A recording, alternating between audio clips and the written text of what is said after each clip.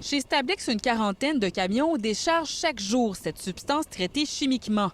Une substance qui était autrefois composée de produits dangereux comme le cyanure. C'est une inquiétude pour nous, c'est une inquiétude pour le monde municipal également. Pour la mairesse de Blainville, le projet de loi 93 du gouvernement de François Legault, qui permettra à l'entreprise américaine d'enfouir des millions de tonnes de résidus en zone protégée, constitue une attaque au principe d'autonomie municipale, une attaque à l'environnement et surtout un dangereux précédent. Puis de prétendre que c'est préférable d'éloigner les opérations dans un site, dans un milieu naturel. Le terrain du gouvernement du Québec actuellement répond aux normes de la loi sur la qualité de l'environnement.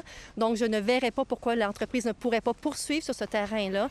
Dans une lettre envoyée hier au bureau du premier ministre, la mairesse souligne « Ce projet de loi ne répond qu'à une chose, la volonté d'une entreprise américaine de mettre la main sur un territoire public au profit d'intérêts privés et étrangers. » Elle sollicite une rencontre avec M. Legault avant demain soir. Le cri d'alarme un peu qu'on lance au gouvernement en ce moment, c'est qu'on a besoin d'espace pour enfouir. Il nous reste 2 ans de capacité au rythme actuel. Ce terrain public de 68 hectares en sol humide leur permettrait de maintenir leurs opérations pour les 40 prochaines années.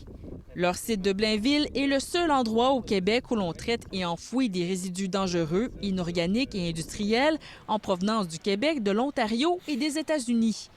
Pour l'instant, le premier ministre François Legault semble vouloir garder le cap en donnant le feu vert à Stablex. Il n'aurait pas encore donné suite à la municipalité. Ici Gabrielle Proulx, Radio-Canada, à Blainville.